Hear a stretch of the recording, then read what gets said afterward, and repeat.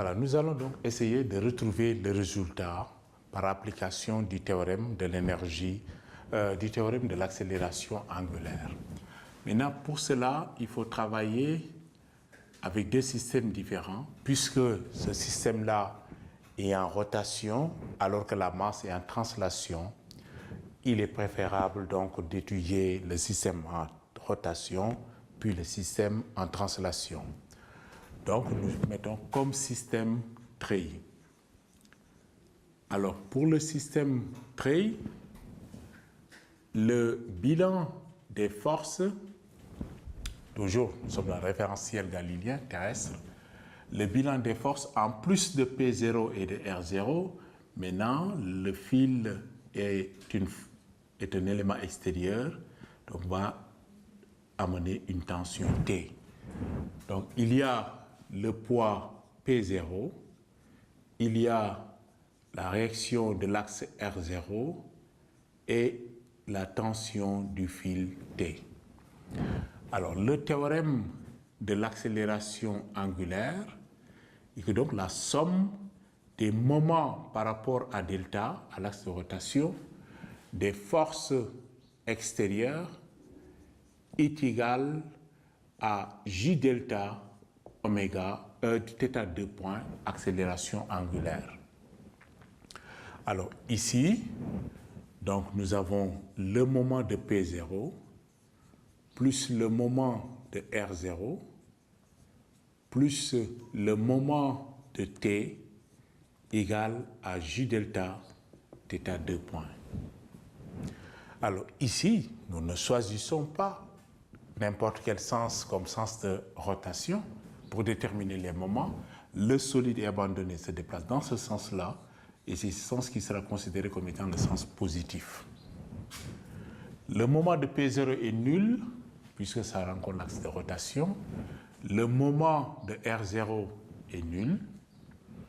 Le moment de T donc est positif, plus T fois son bras de levier qui est le rayon R, T fois R égale à J delta θ 2 points.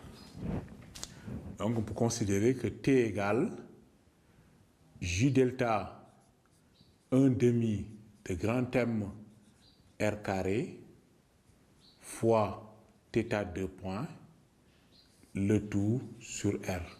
Donc la tension serait donc MR θ 2 points sur 2. Donc une relation 1. Nous allons ensuite étudier le système masse, solide de masse M. Donc dans le cas du système solide, le bilan des forces, le système est soumis à l'action de deux forces, le poids P et la tension T'. Donc P, T'. Ici, comme le système est en translation rectiligne, on applique le théorème du centre d'inertie. P plus T égale à petit m A, accélération du centre d'inertie. Le mouvement étant rectiligne, on peut projeter suivant l'axe X, orienté dans le sens du mouvement. La projection de P donne moins P. La projection de T, la projection de P donne plus P. La projection de T moins T est égale à M à l'accélération linéaire. Là aussi, on tire la relation T', tant pour moi, T' égale à Mg moins Ma. Donc T' c'est M facteur de G moins A. Nous avons ici une deuxième relation. Et afin de déterminer l'accélération, nous allons dire que donc T', le fil étant inextensible et c'est le même fil tendu de la même manière en tout point, Donc la tension est partout la même. T égale T' implique donc, si on remplace T, c'est MR θ 2 points sur 2. Égale T', c'est M, donc G moins MA. Dans ces relations figurent à la fois l'accélération linéaire et l'accélération angulaire. Comme tout à l'heure, nous avions dit que V égale à R θ point impliquait que l'accélération égale à R θ 2 points. Donc on peut remplacer l'accélération par sa valeur, MR θ 2 points sur 2 égale à mg moins mr θ 2 points. Alors nous pouvons réunir les expressions.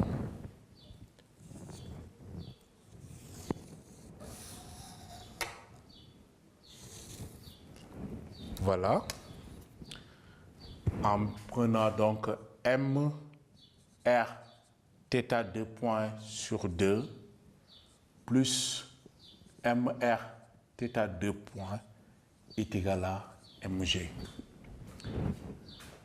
Alors, si on multiplie partout par 2, on aura mr θ 2 points plus 2 petits mr θ 2 points égale à 2mg.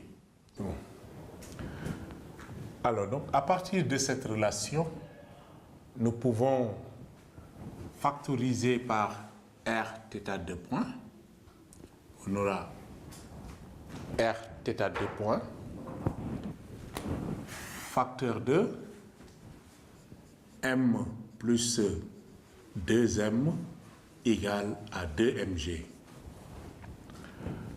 Ce qui donne θ 2 points égale 2mg sur r facteur de m plus 2m. Nous retrouvons la même expression de l'accélération angulaire que dans le cas où nous avions appliqué le théorème de l'énergie cinétique. Donc, montrant que ce mouvement-là est bien un mouvement circulaire uniformément varié.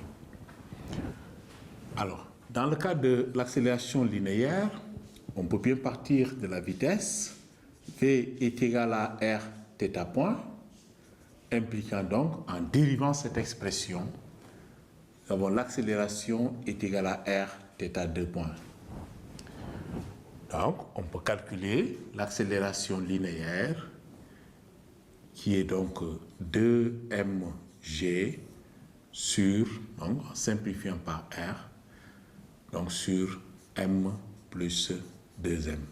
Là aussi, nous retrouvons l'expression de l'accélération linéaire qui est une constante, d'où un mouvement rectiligne uniformément varié.